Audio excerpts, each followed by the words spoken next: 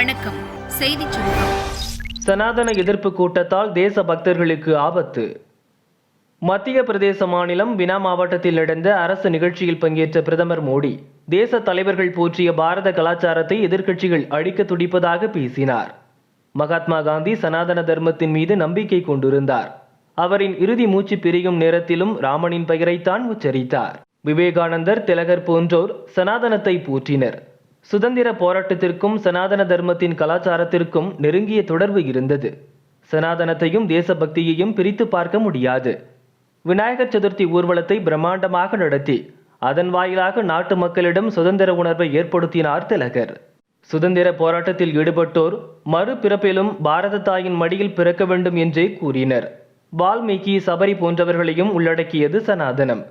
தேச தலைவர்கள் போற்றிய சனாதனத்தை ஒழிப்பேன் என ஒரு கூட்டம் கிளம்பியுள்ளது. தேச பக்தர்கள், நாடு முழுவதும் வாழும் சனாதன தர்மத்தை கடைபிடிப்போர், இந்த மண்ணின் கலாச்சாரத்தை போற்றுவோர் என பலருக்கும் இந்த சனாதன எதிர்ப்பு கூட்டத்தால் ஆபத்து வந்துள்ளது. சனாதனத்தை ஒழித்து இந்திய கலாச்சாரத்தின் மீது தாக்குதல் நடத்தி பாரதத்தை மீண்டும் 1000 ஆண்டுகள் அடிமைப்படுத்த ஒரு கூட்டம் துடிக்கிறது. இவர்களிடமிருந்து நம்மை காத்துக்கொள்ள விழிப்புடன் இருக்க வேண்டும். நாம் ஒன்றிணைந்து இந்த கூட்டத்தின் எண்ணம் நிறைவேறாமல் தடுக்க வேண்டும் என பிரதமர் மோடி பேசினார். हजारों वर्ष से जोड़ा है, उसे तबाह कर दो. जिस सनातन से प्रेरित होकर स्वामी विवेकानंद ने समाज की विभिन्न बुराइयों के प्रति लोगों को जागरूक किया, इंडी गठबंधन के लोग उस सनातन को समाप्त करना चाहते हैं. जिस सनातन से प्रेरित होकर लोकमान्य तिलक ने मां भारती की स्वतंत्रता का बीड़ा उठाया, गणेश पूजा को स्वतंत्र आंदोलन से जोड़ा, सार्वजनिक गणेशोत्सव की परंपरा बढ़ाई, आज उसी सनातन को ये इंडी गठबंधन तहस नहस करना चाहता है. साथियों, ये सनातन की ताकत थी कि स्वतंत्रता आंदोलन में फांसी पाने वाले वीर कहते थे कि अगला जन्म मुझे फिर ये भारत मां की गोद में देना. जो सनातन संस्कृति संत रविदास का प्रतिबिंब है, जो सनातन संस्कृति माता शबरी की पहचान है, जो सनातन संस्कृति करने वालों को, हर किसी को सतर्क रहने की जरूरत है. सनातन को मिटाकर ये देश को फिर 1000 साल की गुलामी में धकेलना चाहते हैं.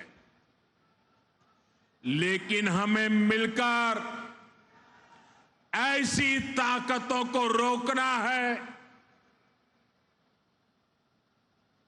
हमारी संगठन की शक्ति से, हमारी एकजुटता से उनके मंसूबों को नाकाम करना है. मेरे परिवारजनों, भारतीय जनता पार्टी राष्ट्रभक्ति की, जनशक्ति की भक्ति की और जनसेवा की राजनीति के लिए समर्पित है. वंचितों को वरीयता, यही भाजपा के सुशासन का मूल मंत्र है. भाजपा की सरकार एक संवेदनशील सरकार है. மாட்டுச்சாணத்திலும் ஊழல், காங்கிரஸை விளாசிய மோடி. சத்தீஸ்கர் மாநிலம் ராய்கட் நகரில் நடந்த அரசு நிகழ்ச்சியில் 6350 கோடி ரூபாய் மதிப்பிலான புதிய ரயில் திட்டங்களை பிரதமர் மோடி துவக்கி வைத்தார்.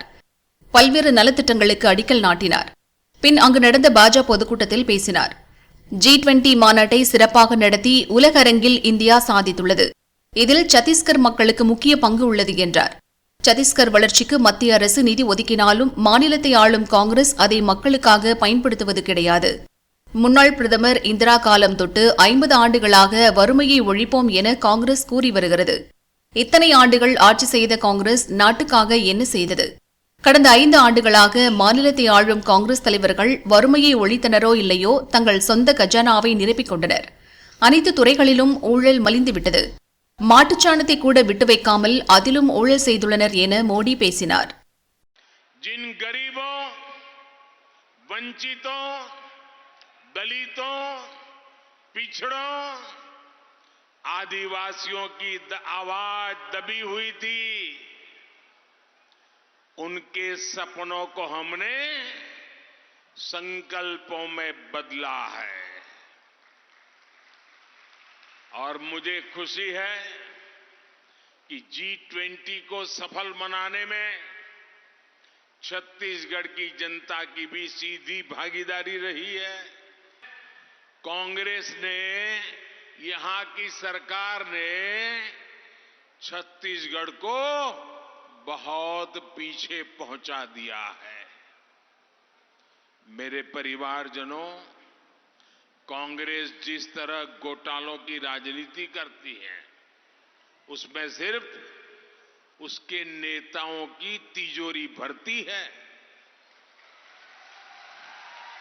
भरती है ना? भरती है ना? लूट रहे हैं ना? गरीब कल्याण में भले पीछे हो, लेकिन भ्रष्टाचार में छत्तीसगढ़ की कांग्रेस सरकार लगातार आगे बढ़ रही है. आप कल्पना कीजिए, मैं तो सोच भी नहीं सकता हूं, देशवासी भी सोच नहीं सकते, गरीब से गरीब इंसान भी सोच नहीं सकता. आप कल्पना करिए, अगर कोई गाय के गोबर में भी भ्रष्टाचार करे तो उसकी मानसिकता क्या होगी? G20 மாநாட்டின் வெற்றி 140 கோடி இந்தியர்களை சேரும். மத்திய பிரதேச மாநிலம் பினா மாவட்டத்தில் நடந்த அரசு நிகழ்ச்சியில் பங்கேற்ற பிரதமர் மோடி 50,000 கோடி ரூபாய் மதிப்பிலான பல்வேறு திட்டங்களுக்கு அடிக்கல் நாட்டினார். பாஜக தலைமையிலான ஆட்சியில் மத்திய பிரதேசம் வளர்ச்சியடைந்துள்ளது. நாடு சுதந்திரம் பெற்றதிலிருந்து மத்திய பிரதேசத்தை பல ஆண்டுகள் காங்கிரஸ் ஆட்சி செய்தது. நாட்டிலேயே அடிப்படை வசதி குறைந்த, சட்டம் ஒழுங்கு சரியில்லாத, பின்தங்கிய மாநிலமாக வைத்திருந்தது. பாஜக ஆட்சிக்கு வந்த பின் மாநிலத்தின் நிலை தலைகீழாக மாறியது. இன்று சாலை, மின்சாரம், வேலைவாய்ப்பு, தொழில் என அனைத்து வசதிகளும் மக்களுக்கு கிடைத்துள்ளது. பாஜக ஆட்சியில் பல்வேறு வெளிநாட்டு நிறுவனங்கள் இந்தியாவில் முதலீடு செய்ய முன்வந்துள்ளன. G20 மாநாடு வெற்றிகரமாக நடந்து முடிந்துள்ளது. இதை நடத்தி காட்டிய பெருமை யாருடையது? அந்த பெருமை மோடியுடையதல்ல, 140 கோடி இந்தியர்களை சேரும். நாட்டு மக்களின் எண்ணம் G20 மாநாட்டில் பிரதிபலித்துள்ளது. இந்த பெருமை நாட்டு மக்களையே சேரும் என மோடி பேசினார். यहां मध्य प्रदेश में आज की पीढ़ी को बहुत याद नहीं होगा, लेकिन एक वो भी दिन था जब मध्य प्रदेश की पहचान देश के सबसे खस्ता हाल राज्यों में हुआ करती थी. आजादी के बाद जिन्होंने लंबे समय तक एमपी में राज किया, उन्होंने भ्रष्टाचार और अपराध के सिवाय एमपी को कुछ भी नहीं दिया. दोस्तों, कुछ भी नहीं दिया. आज भाजपा सरकार में हर गांव तक सड़क पहुंच रही है, हर घर तक बिजली पहुंच रही है.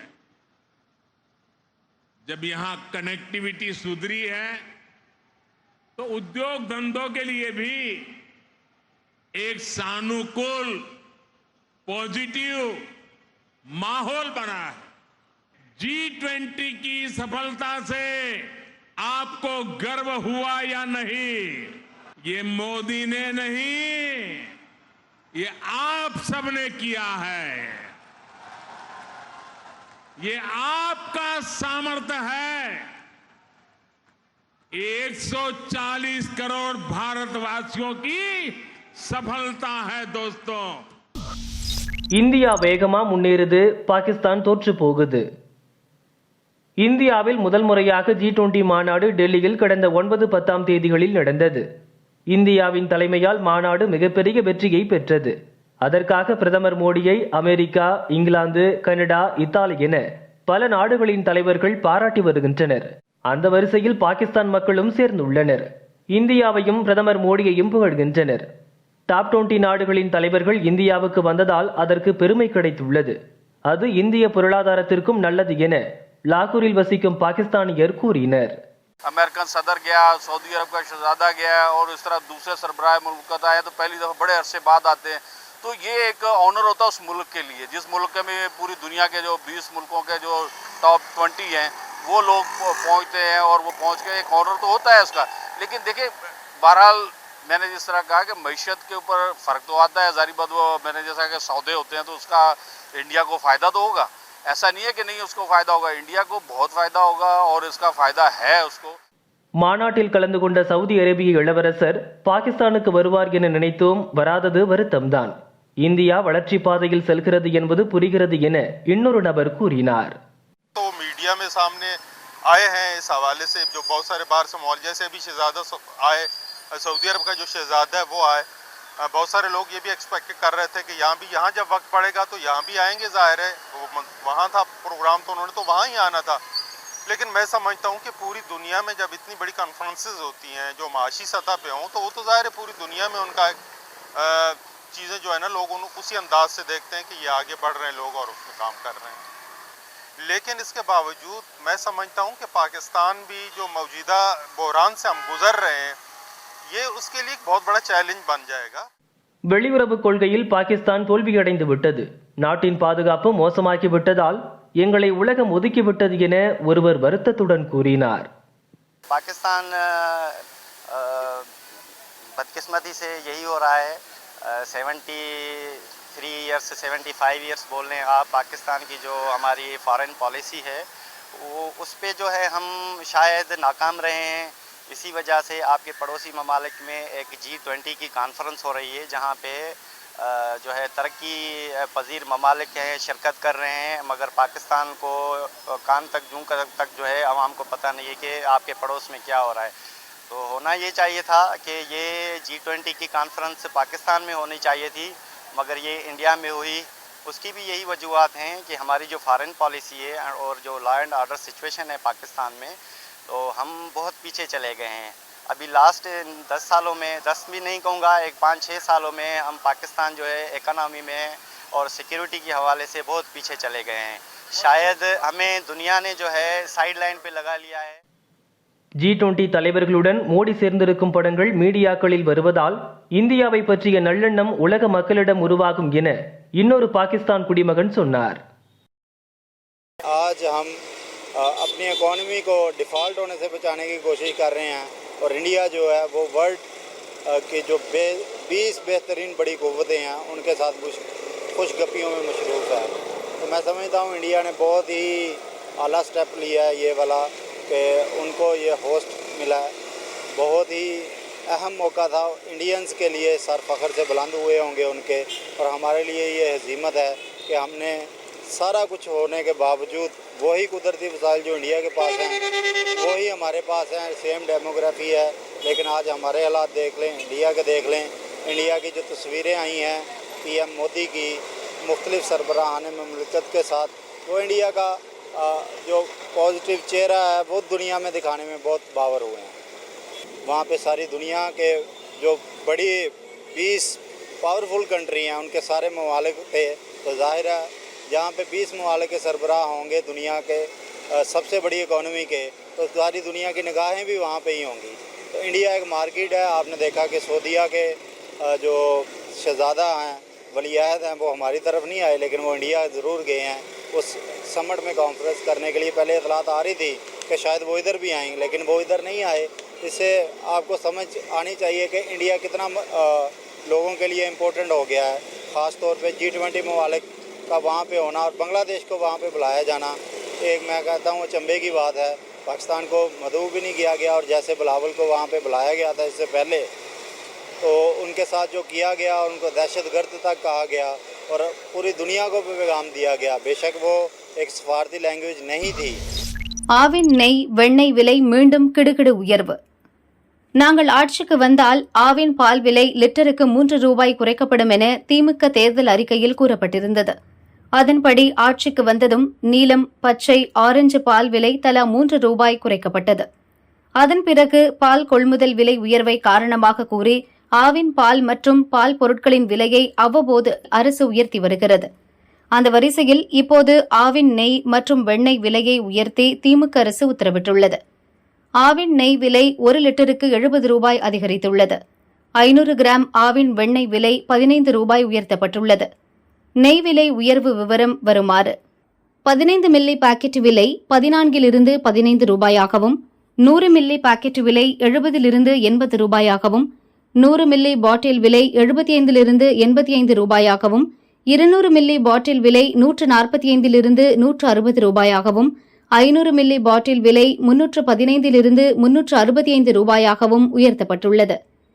நெய் 1 லிட்டர் பாட்டில் விலை 630 700 ரூபாயாகவும், நெய் அரை லிட்டர் பாக்ஸ் 310 360 ரூபாயாகவும், 1 லிட்டர் பாக்ஸ் 620 690 ரூபாயாகவும், 5 லிட்டர் ஜார் 3250 3600 ரூபாயாகவும், 15 லிட்டர் டின் 10,725 11,880 ரூபாயாகவும் உயர்த்தப்பட்டுள்ளது.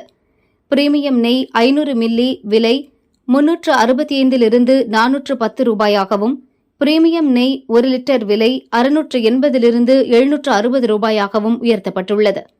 ஆவின் வெண்ணெய் விலை உயர்வு விவரம் வருமாறு: வெண்ணெய் 10 கிராம் பாக்ஸ் விலை 55 60 ரூபாயாகவும், 500 கிராம் பாக்ஸ் விலை 260 275 ரூபாயாகவும், 100 கிராம் டேபிள் வெண்ணெய் விலை 55 60 ரூபாயாகவும், அரை லிட்டர் டேபிள் வெண்ணெய் விலை 265 280 உயர்த்தப்பட்டுள்ளது. விலை உயர்வு இன்று முதல் அமலுக்கு வந்துள்ளது. ஆவின் பூத்துகளிலும் கடைகளிலும் நெய், வெண்ணெய் வாங்கிய மக்கள் அதிர்ச்சியடைந்தனர். விலை உயர்வை திரும்பப் பெற வேண்டுமென அண்ணாமலை, அன்புமணி, டிடிவி தினகரன் உள்ளிட்ட தலைவர்கள் வலியுறுத்தியுள்ளனர். ஆவின் நெய் மற்றும் வெண்ணெய் விலை கடந்த ஓராண்டில் 4 முறை உயர்த்தப்பட்டுள்ளது. மக்கள் நலனை மனதில் வைத்து குறைந்த விலையில் ஆவின் பொருட்களை விற்க வேண்டுமென பாமக தலைவர் அன்புமணி கூறியுள்ளார். ஆவின் பால் பொருட்கள் விலையை உயர்த்தியிருப்பது தனியார் நிறுவனங்களுக்கு சாதகமாக அமையும். இதன் மூலம் ஆவின் நிறுவனத்தை அழித்துவிட வேண்டும் என திமுக முடிவு செய்துள்ளதாக பாஜக தலைவர் அண்ணாமலை குற்றம் சாட்டியுள்ளார். அரசு பணி ஆட்தேர்வில் இன்டர்வியூ எதுக்கு? பாமக நிறுவனர் ராமதாஸின் அறிக்கை. தமிழகத்தில் டிஎன்பிஎஸ்சி மூலம் அரசு பணிகளுக்கு ஆட்கள் தேர்வு செய்யப்படுகிறார்கள்.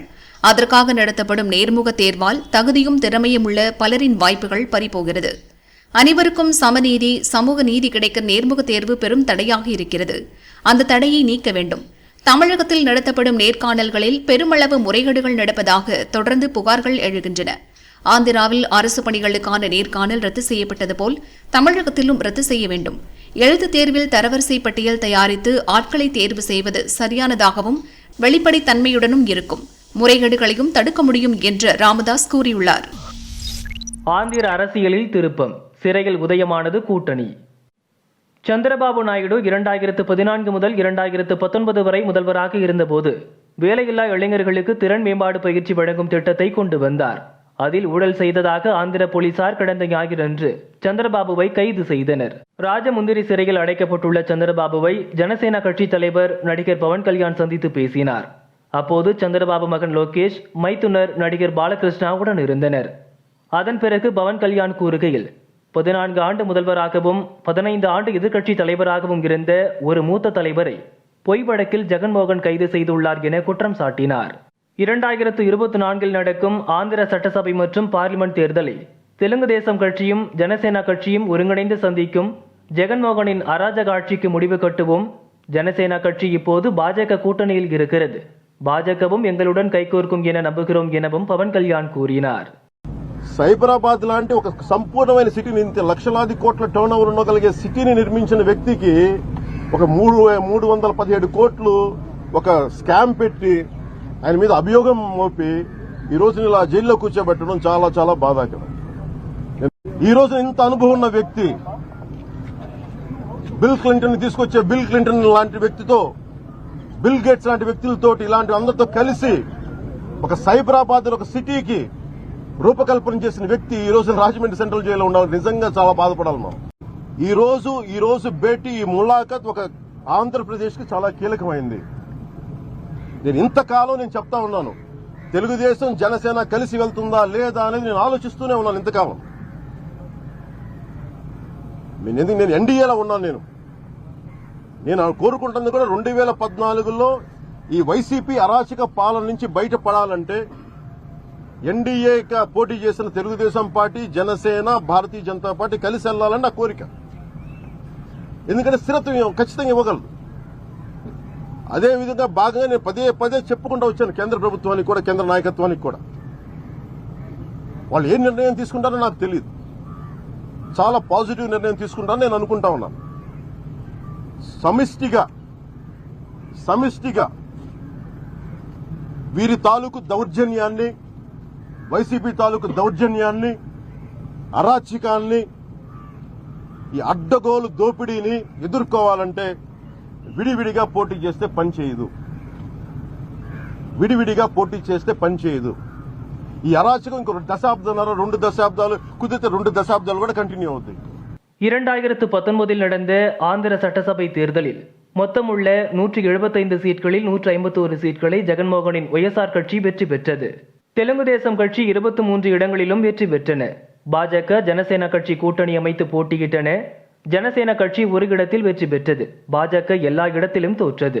ஒய்எஸ்ஆர் காங்கிரஸ் 50% ஓட்டும், தெலுங்கு தேசம் கட்சி 40% ஓட்டும், ஜனசேனா கட்சி 6% ஓட்டும், பாஜக 1% ஓட்டும் பெற்றன. இப்படிப்பட்ட சூழலில் பவன் கல்யாணின் கூட்டணி அறிவிப்பு சட்டசபை தேர்தலில் மட்டுமல்லாது பார்லிமெண்ட் தேர்தலிலும் மிகப்பெரிய தாக்கத்தை ஏற்படுத்தும் என அரசியல் வல்லுநர்கள் கூறுகின்றனர்.